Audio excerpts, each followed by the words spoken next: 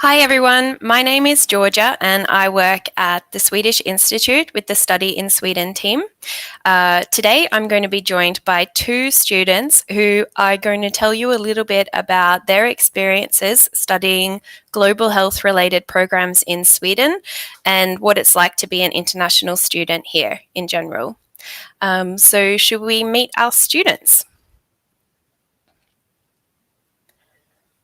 Hi. Hello. Would you like to introduce yourselves and tell me a little bit about what you've studied here? We can start with you, Sergio. Hello, everyone. Nice to meet you all. My name is Sergio Flores. I'm a medical doctor from Honduras, and I studied a master's in public health with a specialization in health economics at UMU University. Okay. And Kay? Hello, I'm of Chinese descent. I am from both South Korea and Indonesia. I have a medical degree from Indonesia and also a master's degree in applied cultural analysis with a specialization within medical anthropology from Lund University.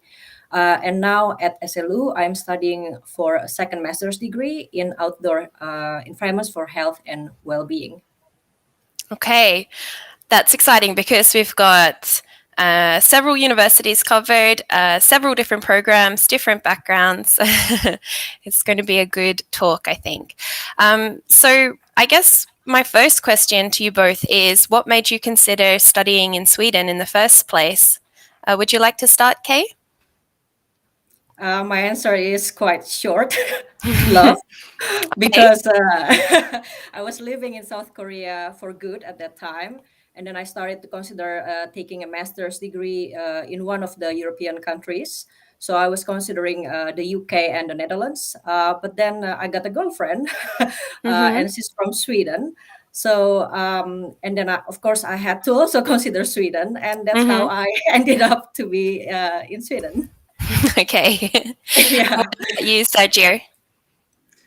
Well, in my case, I was also looking for a place in Europe to study, and the thing that convinced me, so to speak, to come to Sweden to study was, of course, there were many reasons, but I would say that the most important ones were the open and progressive cosmopolitan culture that Sweden offers in general, and the state-of-the-art universities and staff and resources, academic resources that are available in Sweden. And I think two very important things that I think are very important is a strong inclination in equality and a strong inclination in institutionalization in Sweden. Here, institutions are very important; they're considered a prime component of health systems, and I like that a lot. It appealed to me. So is studying in Sweden like you imagined it to be, or is there anything that has surprised you? For me, Yeah, you can start. sorry. No, Sorry. go ahead.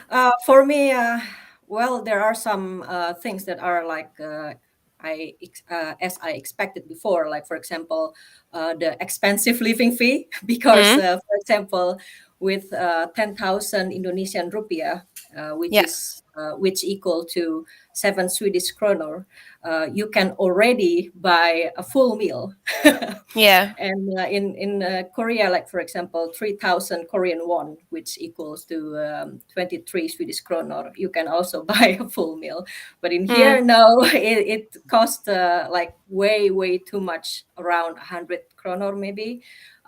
So that's why I always cook at home, like most of the times at least.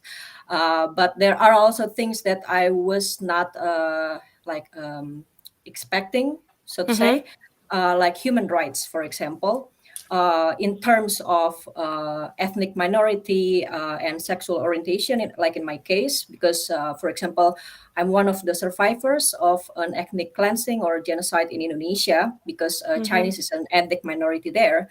So I'm used to racism. And obviously, there are also like racism behaviors in Sweden. Just like anywhere else in the world. But in here, there are rules and laws that protect people like me.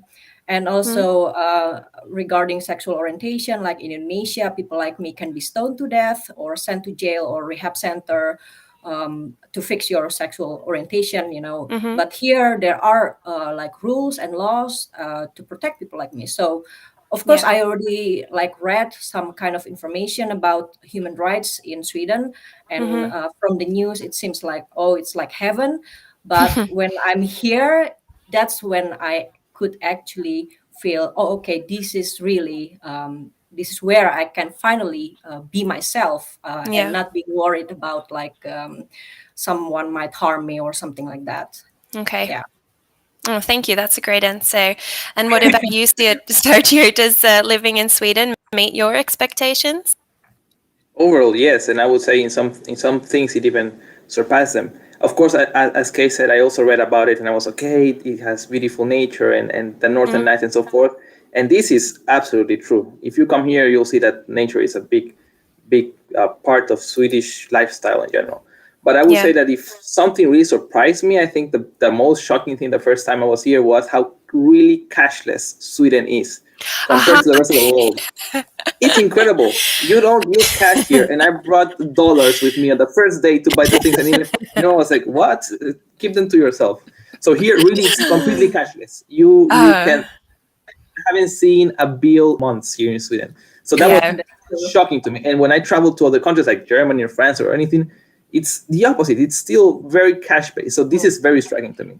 And maybe Yeah. the other thing I was surprised in Sweden was because I went to Umeå, northern part of Sweden. I was surprised by how sparsely populated northern Sweden Mm, is. There's Mm. a lot of space and very few people overall in northern Sweden. So you have lakes for yourself in summer and things like that. So I was really yeah. surprised by these two things. Yeah. Yeah, that's true. And what you're saying about being a cashless society, I cannot remember the last time I had actual money in my wallet. Um, it's cards. Everything is with a Yeah. card. Or your Same mobile here. app as well. Yeah, exactly. I'm not sure if you can see the chat that we have on the side. We have a lot of students who are watching, who are saying hello from different parts of the world, and I've got some questions prepared now that I'll go through with you both. But after, in a little while, we'll take some questions from people watching as well. So, one of the things that I think a lot of people are probably interested in is what life has been like for you both living in Sweden during the pandemic and studying at university during the pandemic. How has it felt and how has it affected your studies? We can start with you, Sergio. It was definitely COVID was a moment. There was a before and after, of course. Mm, Before COVID, either way, you're a student here. So when you're studying, you set your own routines. And for me, an average day would be like I get up, I train in some fashion, walk, run, or go to the gym, try to get as much outside as possible, and then mm, go to class, in general, meet people, come back, meet the people at my corridor, which are also students, and then read or something and go to sleep. That was my yeah. basic weekday overall before Mm, COVID. After COVID, it's similar, but no meeting people outside for a long time, no going to the gym, no lectures. So it was Zoom. It was basically Zoom. So the yeah. difference was very striking. And I'm very happy that people that are applying now to come to Sweden will for the most part, will not experience the same thing we experienced last year as students in Sweden. Yeah. Hopefully, everything keeps getting better and better. And what about you, Kay? How has COVID affected living in Sweden for you and studying in Sweden? Well, during my first master's degree, everything was before COVID. So Mm, I still went to Lund University with the campus in Lund. But now my master's program, the second one, actually the program started after COVID started. mm-hmm. So Okay. yeah, I cannot really compare within my program how it would look like without COVID. Yeah. But for me, uh, well, it's been quite a positive experience to my surprise because, like, in Sweden, we have this term of full time study, which equals to 100% study pace. Yeah. And for example, like last semester, I took 150% study pace. And I Okay. also, and I also had three part-time jobs at the same time. Yeah. So I can safely say, without full online study, there is no way I could do that at all. Yeah. Yeah. Yeah. I understand. What about interacting with your classmates? If you're doing everything via Zoom, is it hard to make friends? Kay, you can continue. So. I wouldn't say so, though. I mean, most of my classmates, they are from Sweden, but they are like spreading around Sweden. So there are only very few classmates who live in the same city where I live in, and we've been like in we have like some kind of WhatsApp group where we can like talk to each other very easily. So I wouldn't say it's difficult to get friends Yeah. in Sweden for me. Yeah. That's good. And what about you, Sergio? Have you been able to make friends even when studying via distance? It's definitely harder, but it's not impossible. There are many opportunities to engage with people over Zoom. As Kay also mentioned, you got time to do perhaps you would not normally do, engage with people even outside of your geographical location, and so forth. So it's not impossible, but it's definitely not ideal. This I have to say. And what about the student bodies in your programs? What does it look like? How many students do you study together with? Is it an international group, or is it a mostly Swedish group? Ratio of male to female, etc., etc. What does it look like? You can start, Kay.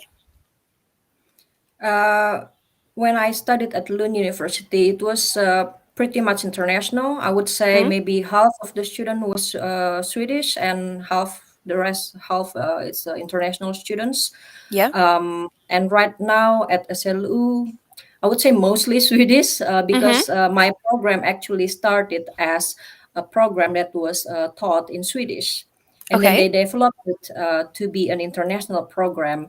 So they just started it to be a program that is taught in English. So I think that's pretty much understandable. Yeah. Okay. And what about you, Sergio? I would say in my program particularly was very strongly inclined towards international students. I would say easily 2/3 to 4/5 were international students, and that made it, in my opinion, a very enriching space. We had people from, I think, virtually every continent, all cultures, all races. The gender distribution was very similar. I would say 50-50, and it was really, really nice. Yeah, that's great. And what is it like interacting with the teachers? We often say in Sweden that the relationship between teachers and students is usually quite informal. Was that the case?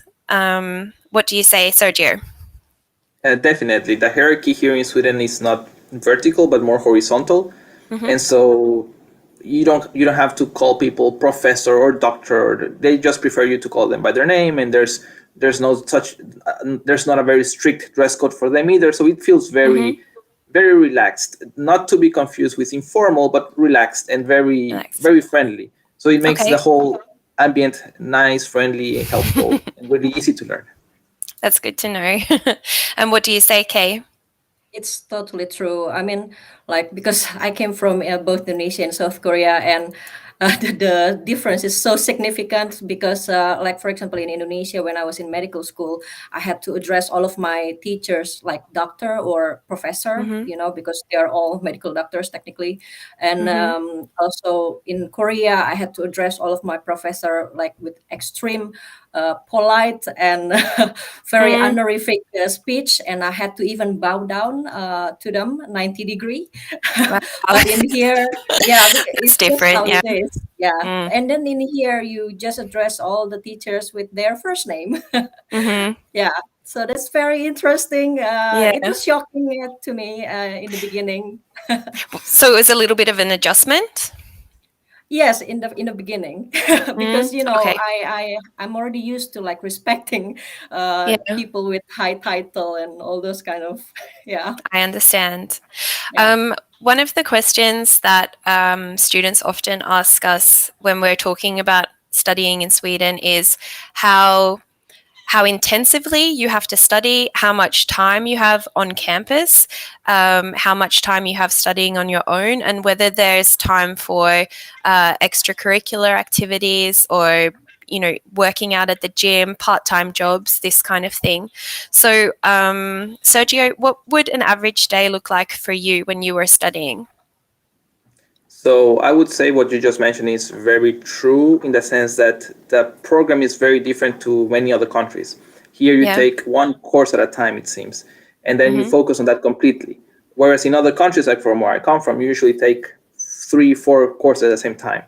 So Mm-hmm. that it's both good and bad. Bad in the sense that you have to be very disciplined with your time because it is very tempting to, okay, I'm gonna relax and do other things and too much of other things. So Yeah. so if you're disciplined, you can figure your time. I need to study this amount. I go to classes this. If I have to do other things like working, it's completely possible Mm-hmm. if you are very organized with your time, or learning Swedish, for example, or other kinds of things you might want to do Yeah. with your day. That's completely possible. It's a matter of, I think, organizing yourself. But that is really different to other countries, and I think overall it's better. It lets you Mm-hmm. focus more on one subject at a time and go deep into it. So it's a Okay. matter of how much you want to go deep into the subjects and how much Mm-hmm. you want to manage your time with. Yeah. Okay. And what about UK? What was or what is a day like for you when you're studying? It's quite similar Mm? because, like, for example, of course, I study, I read books, I do my assignments, and also I work Mm-hmm. because, like, I'm still an alumni ambassador of Lund University, and Okay. I'm an ambassador of SLU. Mm-hmm. And in my previous program at Lund University, I used to study twice a week, you can say, roughly. Mm-hmm. And now at SLU, I'm studying maybe 5 days per month. Like before COVID, you are supposed to be on campus 5 days per month. And it's two courses at the same time at SLU. Mm-hmm. But Okay. at Lund University, you take one course at a time. Mm-hmm. So it's like that. And then I can also manage to do some part-time jobs. Like, as I said before, like last semester, I did 3 part-time jobs. And one of the job, for example, I work as a secretary, Okay. where I analyze data and wrote some kind of reports at the global office. So I used to work closely with the government offices of Sweden Yeah. and SIDA, which is the Swedish International Development Cooperation Agency. Mm-hmm. So it's totally manageable for me because I'm just interested in it, Yeah. because because when you're interested in it, you will find the time to do it. Yeah. It still Yeah. sounds like a lot of work though to me. One of the questions we have coming through is about English and whether you need much Swedish to get by, or is it okay completely with English living in Sweden? And can you make friends with Swedish people if you're only speaking English? What do you say, Sergio? As you might find out when you read about Sweden, most people here are very comfortable with English, especially Mm-hmm. younger people are very comfortable with English, and they're very good at it. So you don't need to learn Swedish to communicate with people here. Of course, it's always a good idea to try to learn Swedish to go even deeper into understanding Swedish culture, but you don't need it. So it's really fine to make friends and engage with Swedish people with your English. Yeah. And you agree, Kay? Well, I would say it depends on what kind of future plan that you have. Like, for Yeah. example, if you only plan to study in Sweden for taking one program, and then after that you go back to your country or work in other country, then of course, I would say safely, you don't really need to learn Swedish. But if you plan to live in Sweden, work here, then probably it's a good idea to learn Swedish, because then it like improve your chances to Mm-hmm. be employed somewhere in Sweden. And have you Yeah. had the opportunity to learn Swedish through the university, or have you done that privately? Okay. In my case, I did it after my program, Mm-hmm. like after my program at Lund University. So for me, it's because I'm interested in the Swedish culture, and I was already planning to be a Swedish citizen because of my wife. Yeah. So of course, for me, it's like if I want to be a citizen in this country, then of course I have to speak the language. Mm-hmm. Just a way of appreciating culture and the language and everything like that. So after I finished for my program, I attended the 1 year Swedish language program at Lund University as well. Okay. So So do you both intend to stay in Sweden, like long term? You do? And what about you, Sergio? You're working now? I am working now here in Sweden, yes, and I intend to continue my studies here as a PhD student. So in that sense, I would like to stay here at least for the shorter term, and then we will Okay. reevaluate how things are. Yeah. Yeah. And another thing that we often get questions about is accommodation. Is it hard as a student to find accommodation? Did your universities assist you in finding accommodation? What was the accommodation like, etc., etc.? Would you like to start, Sergio? Yeah. In my case, I went to Umeå University, and they have a very good department just for these situations called International Housing Office. So that's for international students that want to come to Umeå. They handle your apartment the first time you come here, and for a first year, they cover you Okay. with finding all the things you need. Of course, you have to pay, but it's a very low price tailored for students. And then afterwards, also the city and the university has a lot of.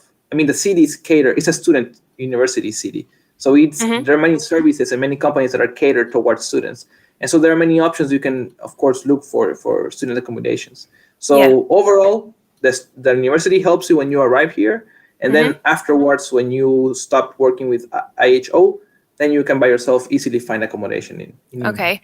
And the student accommodation that you got, was it expensive? Was it good quality housing? What would you say?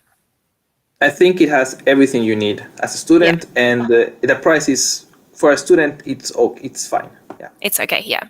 And what about you, Kay? Did you live in student accommodation when you moved here? Now I own an apartment here in Malmö, Okay. well, the Lund University and SLU, they both like sent some kind of automatic email for students who want to apply for some kind of student housing, and you have some kind of options, and then you can rank your options, and then they can decide, if you can get a place in that housing that you applied for. I would say it's pretty easy, and I've been to some of the student housings actually because of my friends, and I would say it's pretty clean, and yeah, as Sergio said, that it has everything that you need as a student, and it's pretty much student-friendly budget, you can say. Yeah. Yeah. Okay. Another question we have that's come in is about your program and how your courses are examined.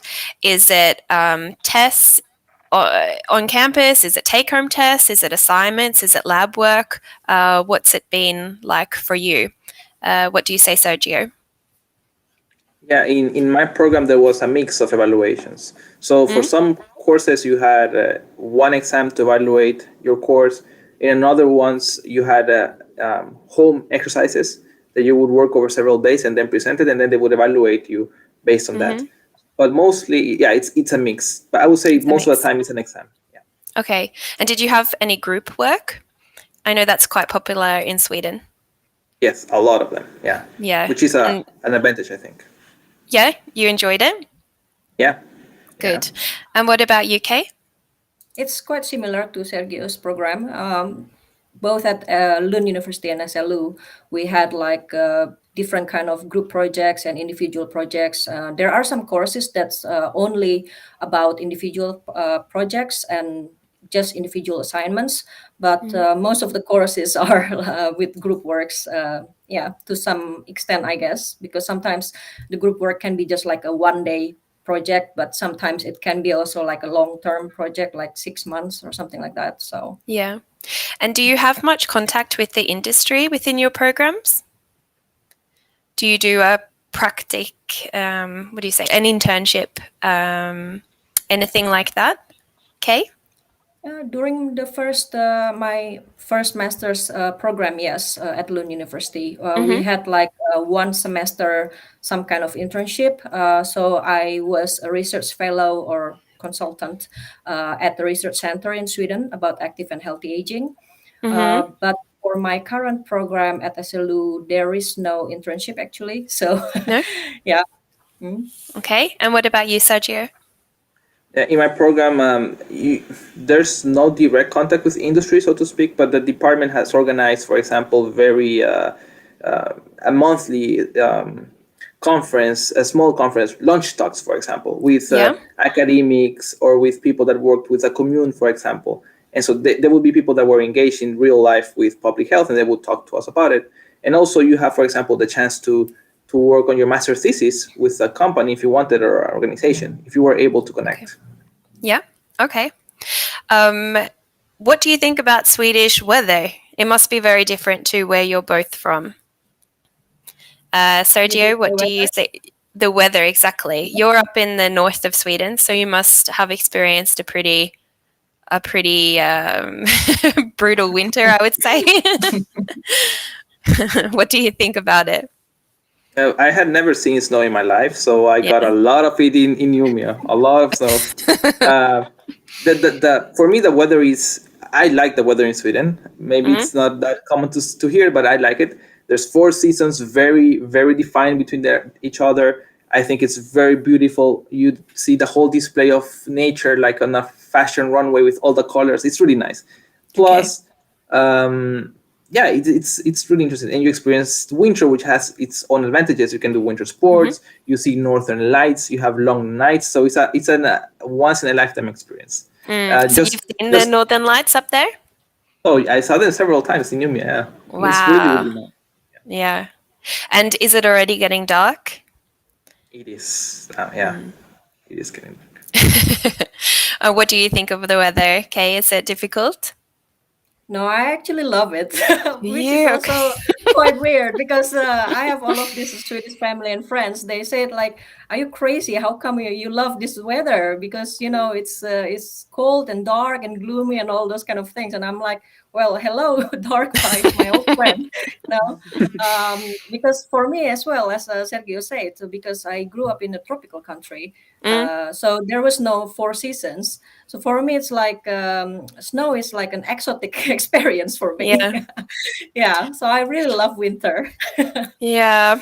I don't know if I agree with you. I do appreciate having 4 distinct seasons, but sometimes I feel like the winter is about 6 months long and the summer is 1 month long. If it was more equal, then I think I'd like it even more. But it is nice with the snow. I've got a question here about Swedish food. Have you tried any strange Swedish food? How would you describe Swedish food? And you touched a little bit before about how expensive you think food is. What would you say, Kay?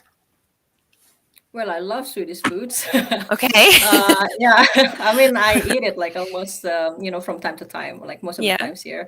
I mean, I make it myself. So I really love it. I like kalops. I think it's some kind of meat. It's very rich in protein. Yeah, so I really love it. Okay. And I think there is some kind of this herring that is extremely smelly. I've never tried that, but I have a very sensitive smell sense, so I don't want to try that ever. No, no, I don't know if I'd recommend it to you. It's called surströmming. Yeah, exactly. That's what it. What about you, Sergio? Do you like the food over here? Have you eaten anything strange? Yeah, I have tried the surströmming before, and I must say it's an acquired taste. Many things, yes, it has to grow into you. But as Kay said, I also have first I thought, okay, Swedish food is not that diverse. It's mostly meatballs, potatoes, and so forth. But then I got a present from my corridor friends as a student in a student apartment, and they were Swedish people, and they gave me a Swedish mod book, a recipe book about Swedish food. And once you try it, you see the whole range of options Swedish food done at your kitchen. It's really nice. So I would say that, of course, the food is very different from where I come from, but it's still very good if you cook it and take your time to figure all the dishes that Sweden has to offer. Okay. And if you want to cook food from home, can you find the right ingredients, or do you have to get things sent over? What do you do? Sergio? There are many stores that are like specialized in foreign ingredients, so to speak. So in Umeå, I had many stores where where I could look for some specific ingredients to make my food. Especially, I love fried plantains, and I was I am. always able to find them in some of these stores. Okay. And what about you, Kay? Yeah, I completely agree. Maybe it's hard to find saffron though in Indonesia or South Korea Yeah. because it's very specific ingredient here. I think I've never Mm, seen it at least in Indonesia or South Korea. So maybe it's mm. hard. You It's usually popular add that at to, Christmas. yes, exactly. Mm. Usually you add that to lusebule. Yeah, So exactly. Mm. yeah. um, I'll ask my colleague Yen to send through some questions now if we get any from students. I think there's a lot of very specific. So, somebody asking, is it possible to study a global health master's even if we graduated from another study field? It really depends. Every program will have different general and program specific entry requirements, and the majority of master's programs in Sweden will require you to have a foundation knowledge in the same subject, but you'd have to check the specific program website. I have a question for you both. What do you miss the most from home that you can't find here in Sweden or that you don't experience here in Sweden, besides family and friends, obviously? Kay, what do you say? I would say cheap foods. Food, yeah. I miss that a lot. Yeah. And of course, probably this is the thing about weather because in Indonesia, I didn't need to think about what kind of weather, what kind of plants that I need to have in my garden. But now I need to think, okay, Yeah. maybe during the summer I can have all of this variety of herbs, in my kitchen Mm, garden. And I actually started a community gardening in my neighborhood. mm-hmm. So I have like a small outdoor gardening as well. Yeah. Um, yeah, so I need to think about it. So I kind of miss the summer in Indonesia, because of that. Mm-hmm. Yeah. Yeah, I understand. What about you, Sergio?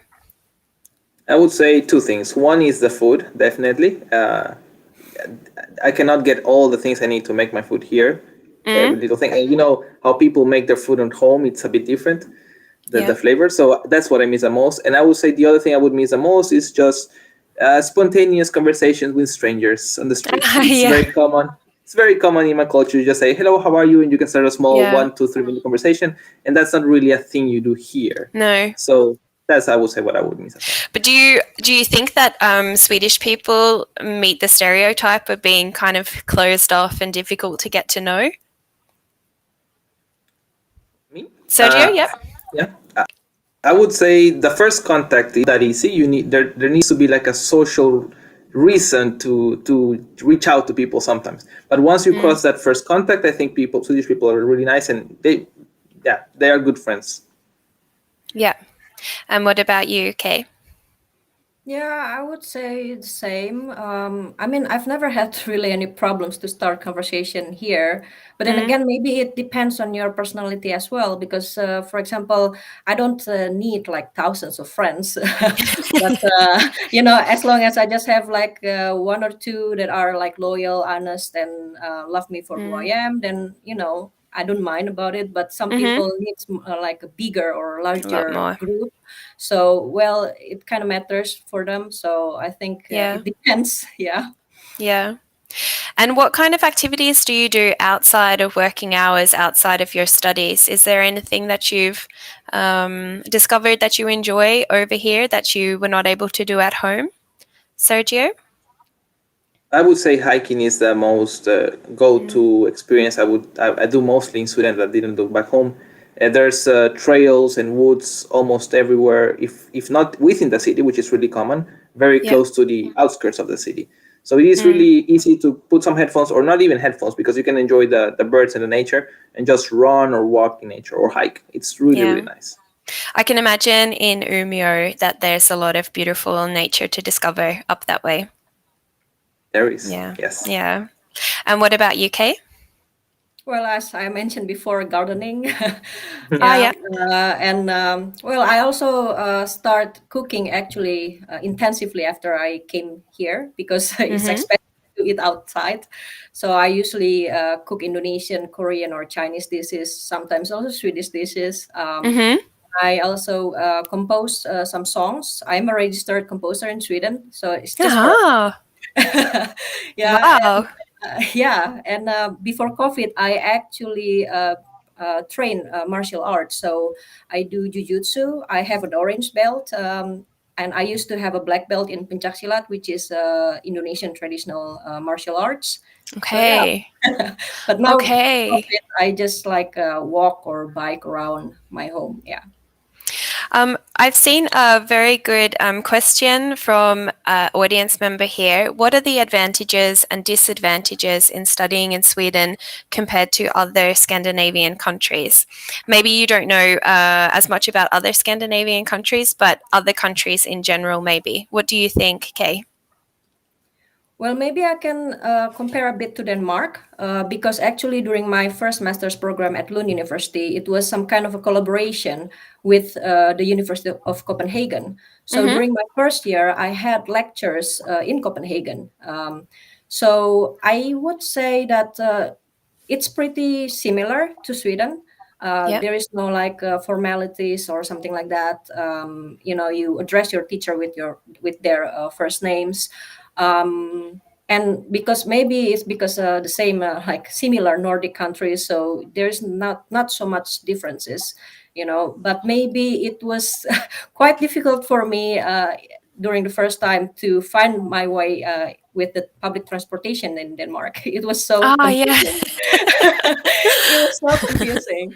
Yeah, Yeah. but we were quite lucky because the very first time we went to the University of Copenhagen, some of my professors actually joined us to help us not to get lost. Mm-hmm. So we met up at Lund Station or Malmö Station, and then we went together to the Copenhagen University. So Yeah, yeah, yeah, I it's understand. still somewhat confusing for me. Yeah. Yeah. And Sergio, specifically about global health and global health related programs, what do you think is the main benefit to studying that in Sweden? Yeah. Then here I would say two things as well. One is that the programs are very research oriented, I think, compared to where my country, it's very different. There it's more practically oriented, and here you have to cite precedents in academic literature about everything you put, and you have to read a lot of papers, and it's overall you're asked to do a research basically at the end with your master's thesis. So Yeah. I would say that's one of the biggest things.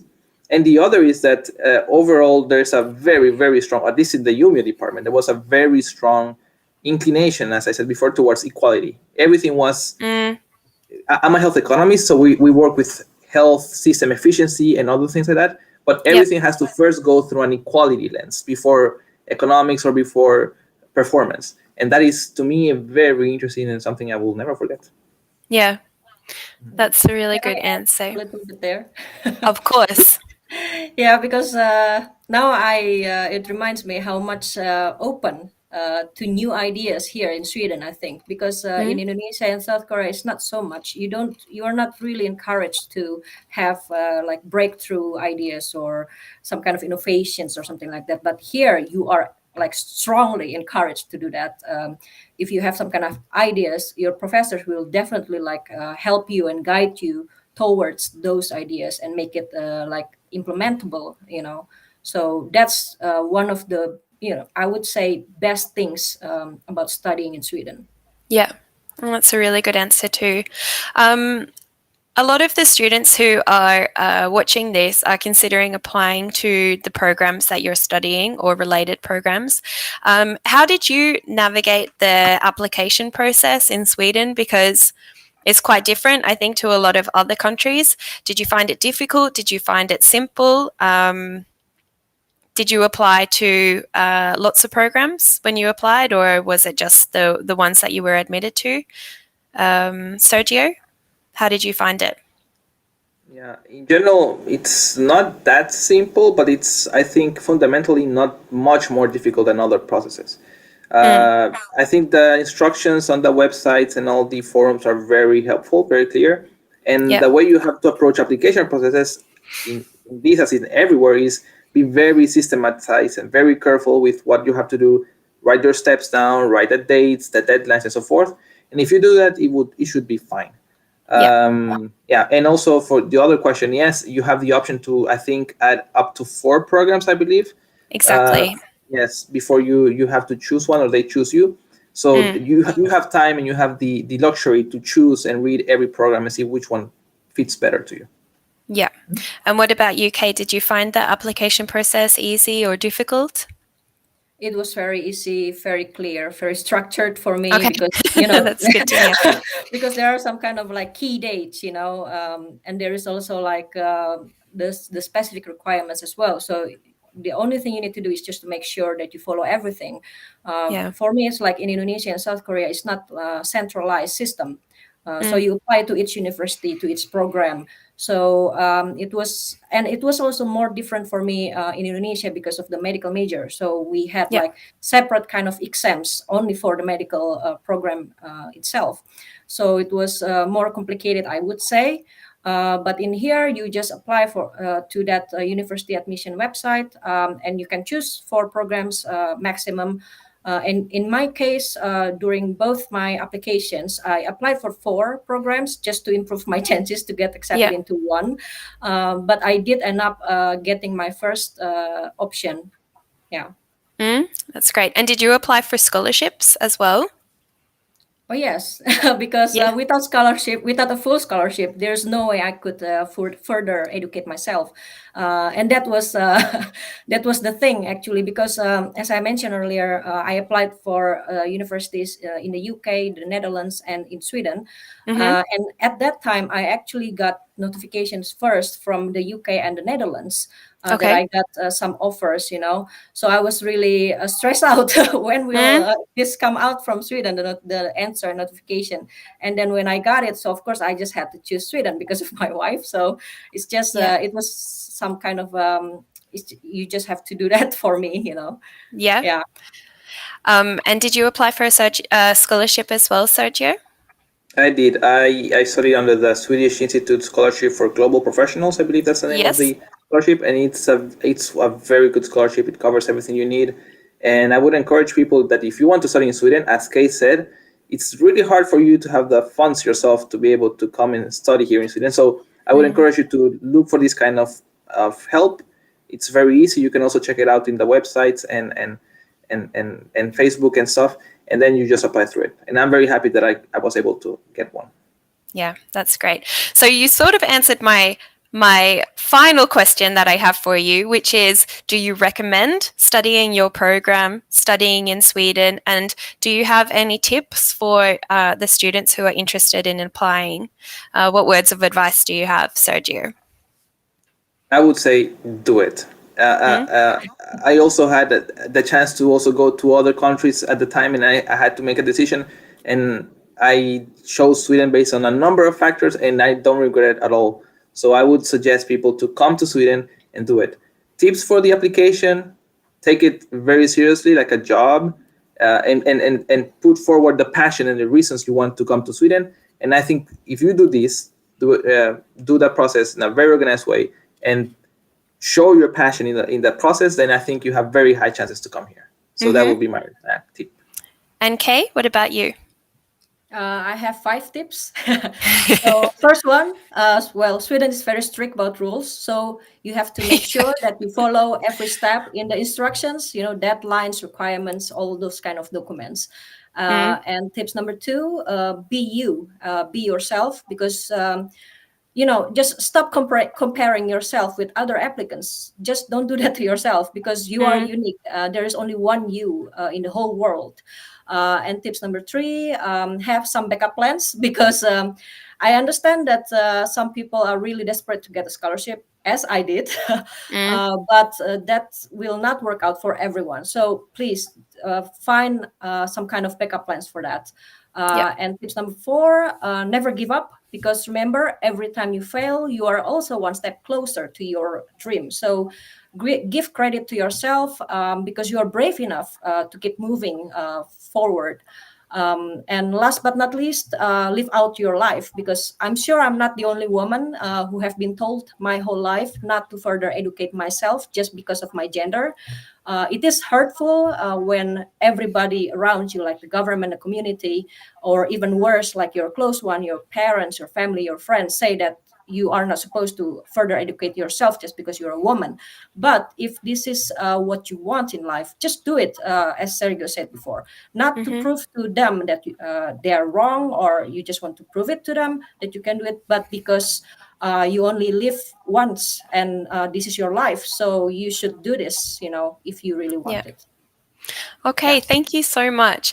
It's been such a pleasure speaking with you both, and I'm so glad that you could be a part of today. I think that the students watching will have gotten a lot out of it. I hope so, in any case. So, with that, I want to say thank you very much. And to everybody watching, if you want more information, make sure you have a look at studyInsweden.se, and you can also follow us on social media. You can find the link just below our faces. Okay, thank you very, very much. We'll say goodbye. Good luck, everyone. See you.